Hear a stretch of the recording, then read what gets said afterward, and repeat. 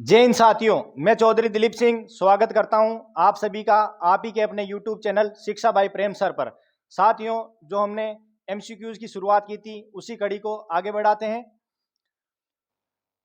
आज का अपना पहला क्वेश्चन है, वाच्य का प्रभाव किस पर पड़ता है?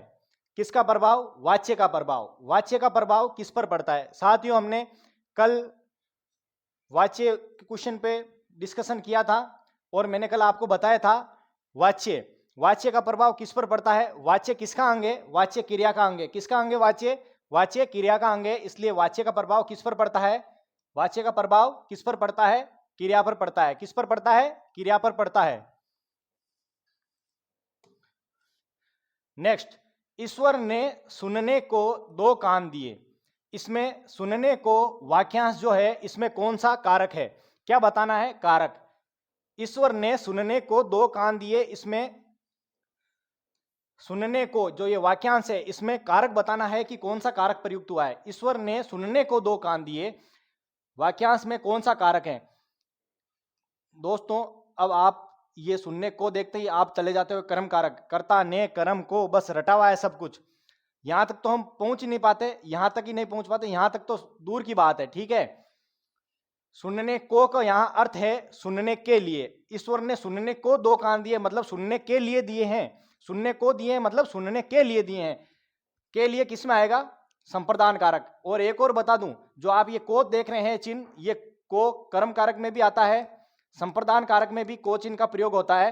और सुनने को का यहाँ अभिप्राय सुनने के लिए है, इसलिए इसमें संप्रदान आंसर होगा साथियों। अच्छा आप आ गए, इस वाक्यांश में अच्छा का प्रयोग किस रूप में हुआ है? अच्छा का जो प्रयोग हुआ है यहां पर, यह किस रूप में हुआ है? बताएं दोस्तों। अच्छा आप आ गए, इस वाक्य में अच्छा का प्रयोग किस रूप में हुआ है? अच्छा का जो प्रयोग हुआ है वो किस रूप में हुआ है, यह बताना है। अच्छा बोल के देखिए, स्वयं आंसर निकल जाएगा। अच्छा आप आ गए बोलते हुए देखा होगा आपने, अच्छा आप आ गए, तो वो विस्मयादि बोधक।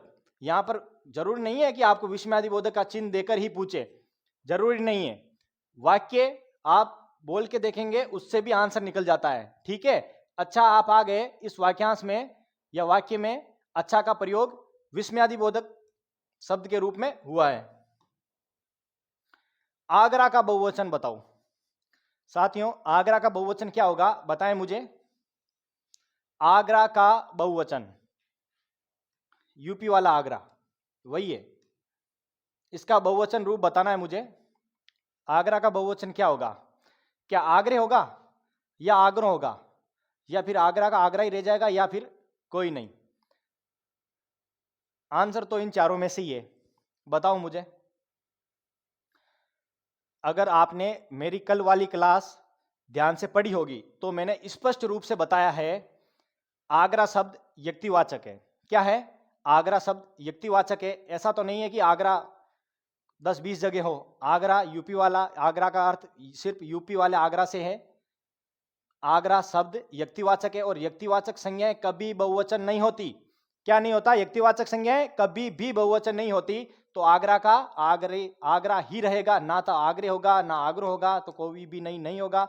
आगरा का बहुवचन होता ही नहीं है, आगरा का आगरा ही रहेगा। नेक्स्ट, प्राचार्य ने विजेताओं को पुरस्कार भेंट किया। क्या भेंट किया? पुरस्कार भेंट किया। किसको किया? विजेताओं को किया। वाक्य में किस प्रकार की अशुद्धि है? वाक्य में किस प्रकार की अशुद्धि है, क्या बताना है? वाक्य में किस प्रकार की अशुद्धि, अशुद्धि का कारण बताना है कि क्या कारण, किस कारण की वजह से अशुद्धि है। प्राचार्य ने विजेताओं को पुरस्कार भेंट किया। अब मैंने तो देखा नहीं है दोस्तों, आपने भी नहीं देखा होगा, और देखा भी होगा तो गौर नहीं किया होगा। विजेताओं को कभी नहीं होता, विजेता ही होता है। विजेताओं विजेताएं नहीं होता। क्या नहीं होता? विजेताओं विजेताएं नहीं होता। प्राचार्य ने जो भी कुछ दिया है, भेंट दिया है, पुरस्कार दिया है, वो सिर्फ विजेता को दिया है। तो इसमें क्या होगा आंसर? लिंग होगा, वचन होगा, कारक होगा, काल होगा। काल नहीं होगा, कारक नहीं होगा। विजेताओं को वचन होगा या लिंग होगा? बताएं दोस्तों, वचन होगा या लिंग होगा? लिंग भी नहीं होगा, वचन होगा। इसका आंसर क्या होगा दोस्तों? इसका आंसर होगा वचन। विजेताओं नहीं होता, विजेता को पुरस्कार भेंट किया, वचन संबंधी अशुद्धि है। असत्य कथन छांटिए। क्या छांटना है? असत्य, अर्थात जो गलत है वो छांटना है। जिसे मोल लिया गया हो कृत, कृत अर्थात खरीदा हुआ, अर्थात मोल लिया गया, तो ये तो सही है।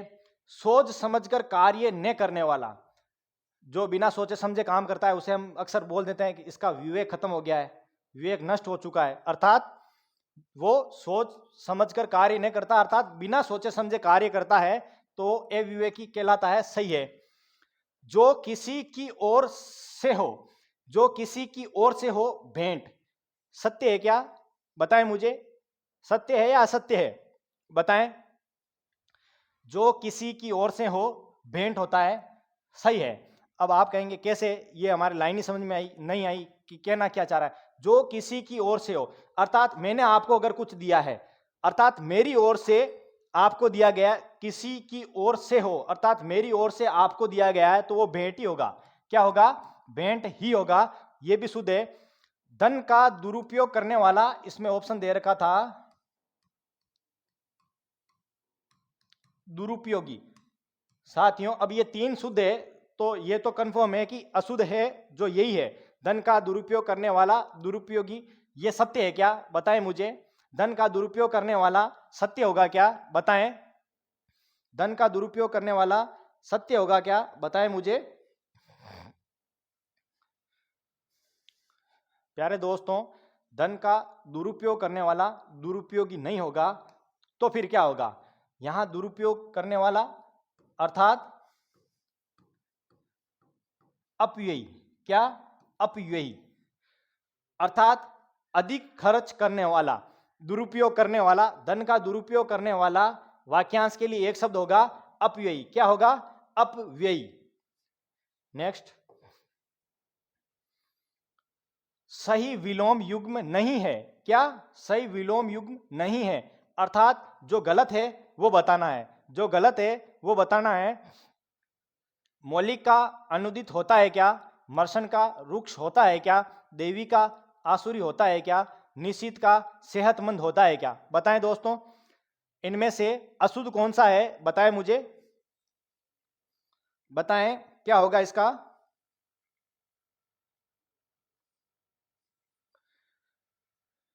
साथियों, मौलिक का अनुदित होता है, मर्शन का रुक्ष होता है, देवी का आसुरी होता है।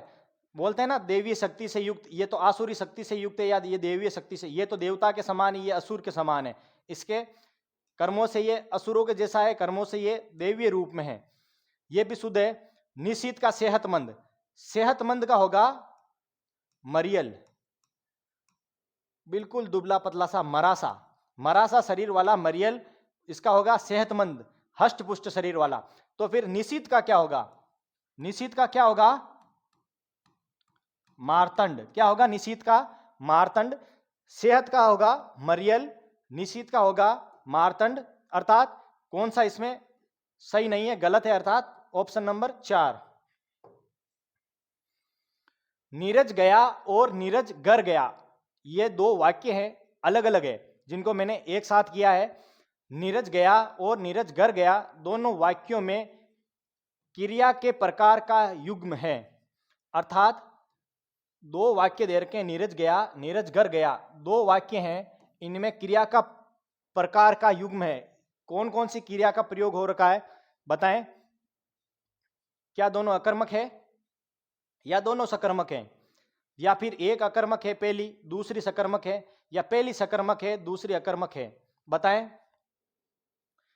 नीरज गया, कहां गया, क्यों गया पता नहीं चल रहा है, कहां गया, अर्थात कर्म ना दे रखा है इसमें, नहीं कर्म नहीं दे रखा है, अर्थात पहली अकर्मक हो गई। नीरज गर गया, कहां गया, गर गया, तो सकर्मक हो गई। ऑप्शन नंबर 3 इसका सही है।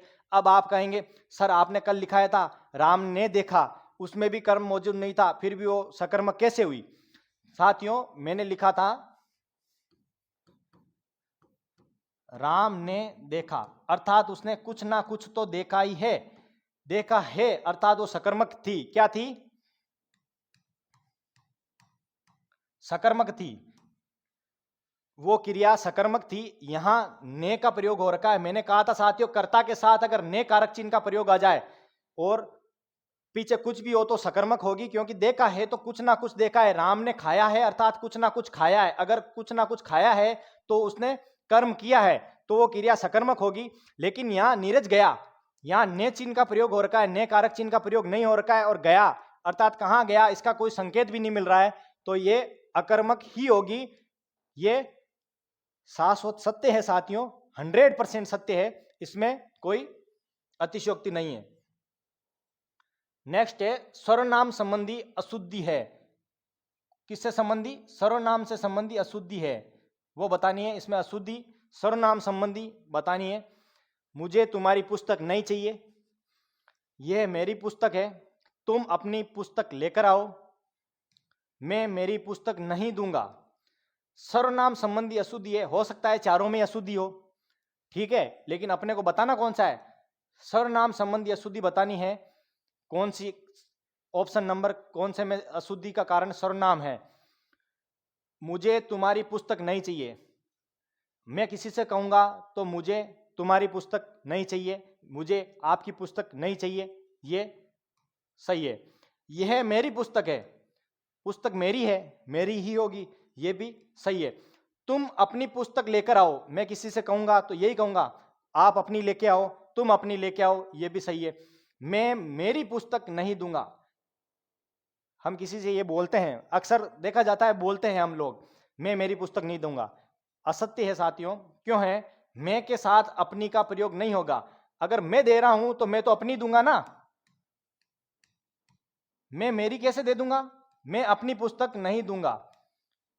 किसी से बोलते हैं मैं नहीं दूंगा, मैं अपनी पुस्तक नहीं दूंगा। सर्वनाम संबंधी अशुद्धि ऑप्शन नंबर 4।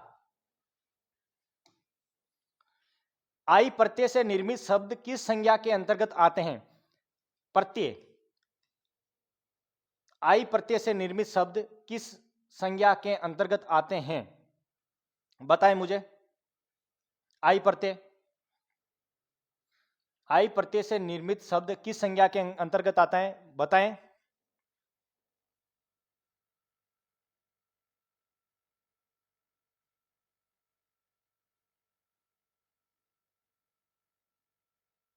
बताएं मुझे।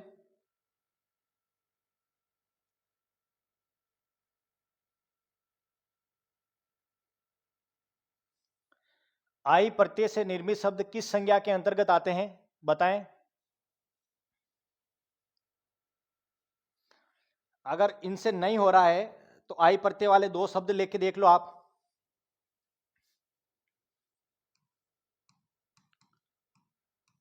पढ़ाई, लिखाई, क्या है ये? व्यक्तिवाचक है, जातिवाचक है, भाववाचक है, या फिर कोई नहीं? बताएं। दो शब्द दे रखे मैंने, पढ़ाई, लिखाई, इनमें आई प्रत्यय का प्रयोग हो रखा है। अब आप मुझे बताएं इनमें से किस संज्ञा का प्रयोग हो रखा है इनमें? पढ़ाई ना व्यक्तिवाचक है ना जातिवाचक है। पढ़ाई का भाव होता है साथियों, क्या होता है? पढ़ाई का भाव होता है, लिखाई का भाव होता है, इसका आंसर होगा भाववाचक। ठीक है, क्यों होगा? उसका कारण यह है। ठीक है। संधि और समास में क्या समानता है? संधि और समास में क्या समानता है? बताएं। संधि और समास में क्या समानता है? बताएं। संधि समास में क्या समानता है? दोस्तों, संधि और समास जो ये दे रखे हैं दो शब्द, ये दोनों ही शब्दों को संक्षिप्त करने का कार्य करते हैं। क्या करने का कार्य करते हैं? संक्षिप्त करने का कार्य करते हैं। संधि और समास दोनों हैं, ये शब्दों को संक्षिप्त करने का कार्य करते हैं। जैसे समास है और संधि है, जैसे मैंने लिख दिया राम प्लस आयन, तो दोनों को मिला के संक्षिप्त कर दिया और शब्द बन गया रामायण। समास है, जैसे मैंने बोला काट को फोड़ने वाला, तो मैंने संक्षिप्त में बोल दिया कट फोड़वा। ठीक है, तो ये क्या कर रहे हैं, दोनों ही शब्दों को संक्षिप्त करने का कार्य करते हैं। ठीक है, तो क्या समानता है कि दोनों ही शब्दों को संक्षिप्त करने का कार्य करते हैं। कार प्रत्यय से निर्मित शब्द नहीं है। साथियों, जल्दीबाजी में ये शब्द जो अंत में दे रखे हैं कौन सा है कौन सा नहीं है, 4 से 5 क्वेश्चन हर बार हम गलत करके आते हैं। उसका कारण यही है कि बस यहां पढ़ लिया, आगे क्या पढ़ना। ठीक है, बस ये क्या पढ़ना है क्या नहीं पढ़ना, ये या तो 1 नंबर का या 2 नंबर का क्वेश्चन गलत करवा देता है हर बार। एक बार नहीं, जितनी भी बार एग्जाम देते हैं साथियों, आप ही नहीं कई बार हमसे भी गलती हो जाती है। कार प्रत्यय से निर्मित शब्द नहीं है। कौन सा प्रत्यय, कार प्रत्यय से निर्मित शब्द नहीं है। चलो देखते हैं, उपसर्ग नहीं निकालना है, प्रत्यय निकालना है। कलाकार, कला को करने वाला कलाकार, कुंभ को करने वाला कुंभकार। तक्ष के अंदर कार प्रत्यय है, लेकिन ये बेकार जो है इसमें बे उपसर्ग है साथियों। क्या है, बे उपसर्ग है। अगर ये आपको उपसर्ग भी नहीं है तो फिर क्या है ये, फिर ये बेकार मूल शब्द हो जाएगा। क्या हो जाएगा, मूल शब्द जिसके टुकड़े नहीं होंगे। ठीक है, प्राथमिकता में बे उपसर्ग है, अगर आप उपसर्ग ना माने तो बेकार मूल शब्द हो जाएगा दोस्तों। क्या हो जाएगा, मूल शब्द हो जाएगा। तो कार प्रत्यय से निर्मित शब्द कौन सा नहीं है, बेकार। बदस्तूर शब्द में उपसर्ग है, शब्द है बदस्तूर, इसमें उपसर्ग निकालना है कि इसमें उपसर्ग है तो कौन सा है, बे है, बद है, बदस है या दस्तूर है। क्या होगा दोस्तों बताएं, बदस्तूर शब्द में उपसर्ग निकालना है, उपसर्ग क्या होगा बताएं मुझे।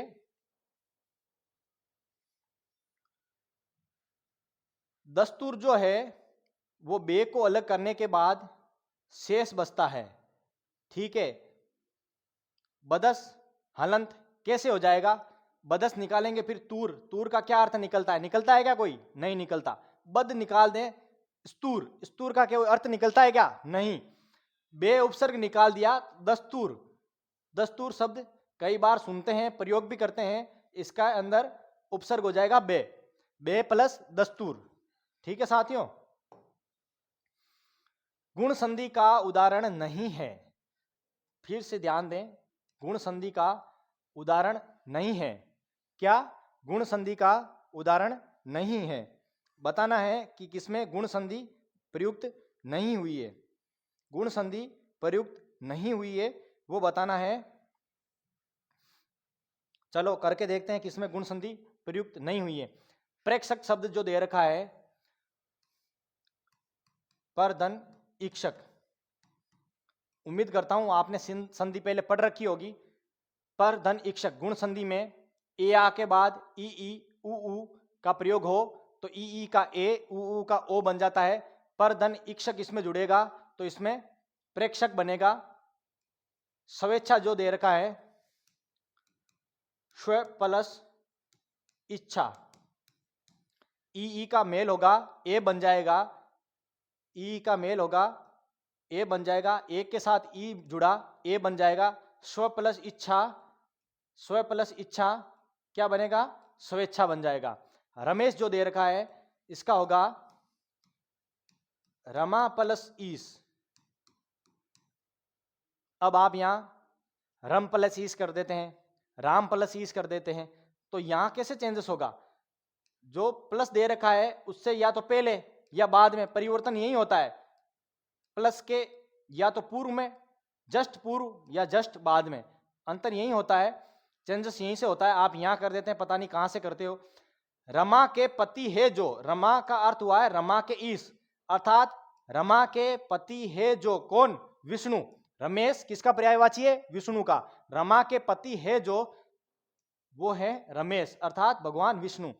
अब 4 नंबर पे दे रखा है न्यायाधीश। ठीक है, न्यायाधीश, गौर करें दोस्तों, न्यायाधीश है, इसका एक तो हो जाएगा न्याय धन अधीश।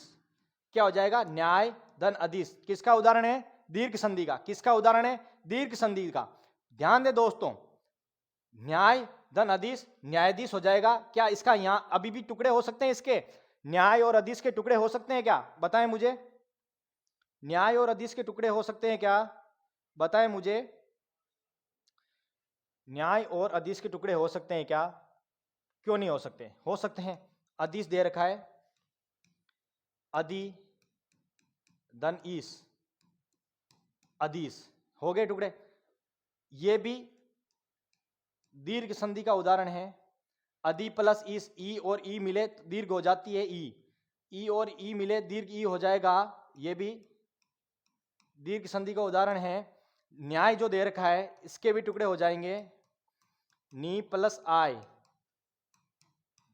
नी प्लस आई यण संधि का उदाहरण है। किसका? यण संधि का। ई के बाद ए आ हो तो ई का ये हो जाता है, ई का ये हो जाता है। ई की मात्रा आ के अंदर लगी तो ने आधा हो जाएगा। ई की मात्रा आ में जुड़ेगी, या हो जाएगा। ये का ये हो जाएगा। इस प्रकार ये न्याय शब्द का निर्माण होता है। नी प्लस आय न्याय, ये यण संधि का उदाहरण है। ये दीर्घ संधि का उदाहरण है। ये दीर्घ संधि का उदाहरण है। अर्थात न्यायाधीश में पूर्ण रूप से न्यायाधीश में दीर्घ संधि ही होगी। तो गुण संधि का उदाहरण कौन सा नहीं है? न्यायाधीश। क्या होगा आंसर? आंसर नंबर 4 न्यायाधीश।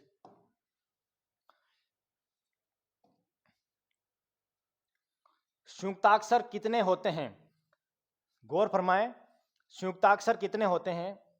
दोस्तों, आप किसी क्वेश्चन को हल करते हैं तो उस क्वेश्चन में भी ढूंढे क्या कोई संधि हो रही है, समास हो रखा है, उपसर्ग हो रखा है, प्रत्यय हो रखा है, क्या हो रखा है उसमें? इसमें भी संधि हो रखी है दोस्तों। क्या हो रखी है संयुक्ताक्षर में? संयुक्त धन या प्लस के दो अक्षर हो रखी है, नहीं हो रखी है? ए का ए के साथ मिलान हुआ, आ बन गया। क्या बन गया? आ। संयुक्ताक्षर में संधि हो रखी है दोस्तों। कौन सी हो रखी है? दीर्घ संधि हो रखी है। कौन सी संधि हो रखी है? दीर्घ संधि हो रखी है। यहां पूछा जा रहा है संयुक्ताक्षर कितने होते हैं? कितने होते हैं संयुक्ताक्षर? बताएं मुझे। 2 होते हैं, 3 होते हैं, 5 होते हैं, 4 होते हैं। चलो देखते हैं कितने होते हैं। एक होता है क्षय, एक होता है त्रय, एक होता है ज्ञ और एक होता है श्रेय। अब आप कहेंगे संयुक्ताक्षर कैसे हो गए? ये शब्द तो एक ही है, किसी के मेल से बना ही नहीं है, कैसे हो गए? दोस्तों, कैसे नहीं बना? क्षय बना है। ये के और शे के योग से ए स्वर साथ में जुड़ा है, तब जाके ये क्या बना है? क्षय बना है, जिसे आप बोलते हैं अक्षय। अक्षय, अक्षय त्रय ज्ञ, वो यही क्षय है। त्रय बना है, किसके योग से बना है? ते धन रे, इसका एक के साथ मिलाप हुआ तब जाके बना है। क्या बना है? त्रय बना है। ये है जे प्लस ये प्लस ए का मिलाप हुआ है तब जाके बना है गे। साथियों, ऑथेंटिक तो गे का यही होगा। जे जाज वाला है, जाज वाले जे के साथ ये जुड़ा, ए स्वर साथ में मिला तब जाके ये बना है। क्या बना है? ये बना है। कहीं कहीं इसका रूप ये भी देखने को मिलता है अपने को।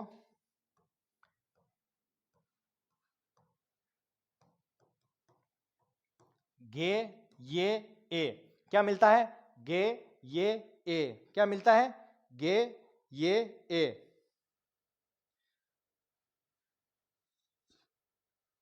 कहीं कहीं रूप अपने को गे ये ए मिलता है, जो गे होगा। और यहां पर गे में क्या मिलेगा? जे, जे के साथ ये मिलेगा साथियों। चे छे जे जे ये, जे जे जे जे ये, अर्थात चे अक्षर वाली लाइन का पंचम अक्षर ये मिलेगा, ये मिलेगा, ये। जे के साथ ये का मिलाप हुआ, ये के अंदर ए प्रत्यय लगा, ए स्वर लगा, ये के अंदर ए स्वर लगा, तब जाके ये बनेगा। अब बच गया क्षय, श्रेय। क्या बच गया? अक्षय त्रय ये हो गया। अब क्या बच गया? श्रेय बच गया।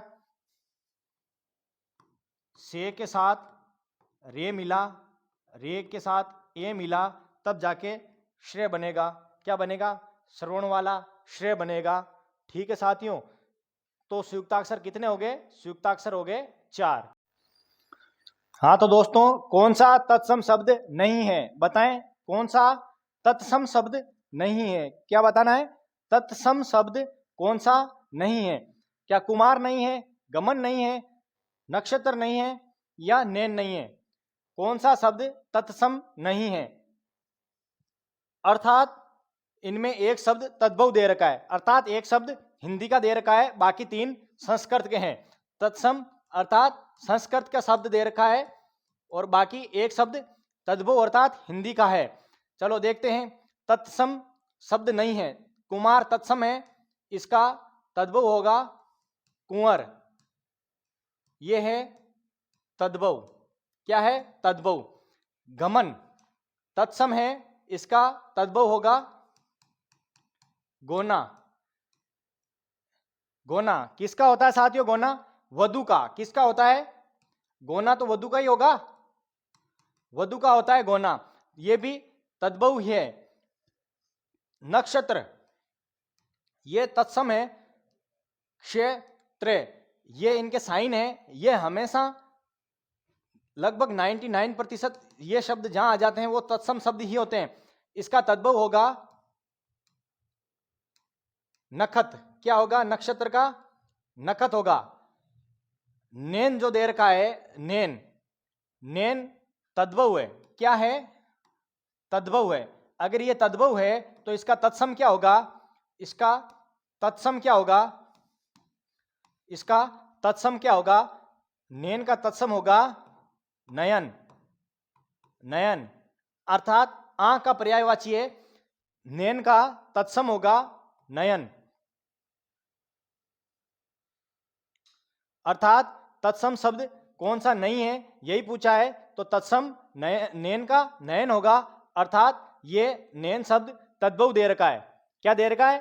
तद्भव दे रखा है। नेक्स्ट,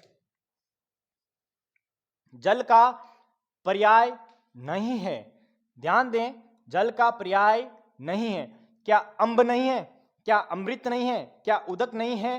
क्या अंबुपात नहीं है? जल का पर्याय कौन सा नहीं है? बताएं मुझे, जल का पर्याय कौन सा नहीं है? अम्ब नहीं है, अमृत नहीं है, उदक नहीं है, या अंबुपात नहीं है? बताएं मुझे कौन सा नहीं है जल के पर्यायवाची?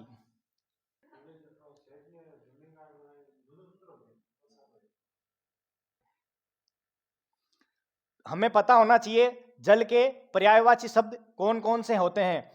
ठीक है, जल का पर्याय अपने को पूछा है, कौन सा नहीं है? जल का पर्यायवाची कौन सा नहीं है? बताएं मुझे, पहले पता होना चाहिए जल के पर्यायवाची कौन कौन से होते हैं। आब होता है, जीवन होता है, रस होता है, नीर होता है, पेय होता है, तोय होता है, अंबु होता है, वारी होता है, और क्या होता है? आम होता है, जीवन होता है, रस होता है, नीर होता है, पेय होता है, तोय होता है, अंबु होता है, वारी होता है, और क्या होगा? और क्या होगा बताएं मुझे। एक सलील होता है, बाकी इनके अलावा 3 यहां दे रखे हैं। अम्ब होता है, अमृत होता है, उदक होता है। तो फिर ये अंबुपात किसका होता है? अंबुपात होता है साथियों, अंबुपात होता है जल प्रपात का। जो झरना होता है, झरना होता है, जो जलप्रपात होता है उसका अंबुपात होता है। अर्थात जल का पर्यायवाची कौन सा नहीं है? तो ऑप्शन नंबर 4 अंबुपात। अंबुपात किसका होगा? जलप्रपात का। नेक्स्ट है लोकोक्ति है। क्या है? लोकोक्ति। लोकोक्ति क्या होती है? जो जनमानस में प्राचीन काल से प्रचलित हो, जो पहले जिस रूप में प्रचलित थी आज भी उसी रूप में प्रचलित है, वो लोकोक्ति होती है। जो लोकों में उक्ति, लोकोक्ति का संधि विच्छेद होगा लोक धन उक्ति। लोकोक्ति क्या दे रखी है? मुद्दई सुस्त गवाह चुस्त। लोकोक्ति का सही अर्थ क्या होगा? मुद्दई सुस्त गवाह चुस्त, अर्थात जिसका काम है वो तो सुस्त बैठा है, जिसका काम है वो तो सुस्त बैठा है, लेकिन जो गवाही देने आया है, जिसको गवाही देनी है वो सुस्त है, वो एकदम मुस्तैद है काम करने के लिए, वो तो मुस्तैद है, लेकिन जिसका काम है वही सुस्त बैठा है। तो इसका क्या होगा? सीमित सामर्थ्य होना होगा क्या? सामर्थ्य से बढ़कर बात या काम करना होगा क्या? पुरानी रुमाती समाप्त होना ये होगा क्या? पीड़ित व्यक्ति का निष्क्रिय रहना ये होगा। ध्यान दें, अगर इसका अर्थ आपको आ गया तो इसका आंसर भी आपको आ जाएगा। मुद्दई सुस्त, जिसका काम है वो सुस्त बैठा है, उसको कोई लेना देना नहीं। गवाह है वो चुस्त बैठा है, वो तैयार बैठा है एकदम। जिसका काम है वो सुस्त बैठा है, अर्थात पीड़ित व्यक्ति का निष्क्रिय रहना। जिसका काम है वही निष्क्रिय बैठा है, तो काम कैसे होगा? गवाह चुस्त होने से कुछ नहीं होगा जब तक कि जिसका काम है वो चुस्त नहीं होगा। अर्थात इसको चुस्त होना चाहिए था लेकिन वो नहीं है, अर्थात पीड़ित व्यक्ति जो पीड़ित है वो स्वयं निष्क्रिय है।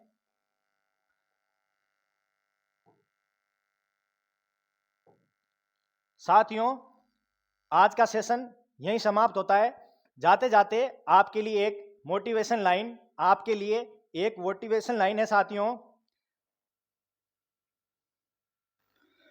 वाकिफ कहाँ जमाना हमारी उड़ान से, वाकिफ कहाँ जमाना हमारी उड़ान से, वो कोई और थे जो हार गए आसमान से। वाकिफ कहाँ जमाना हमारी उड़ान से, वो कोई और गए थे जो हार गए आसमान से। जय हिंद, वंदे मातरम।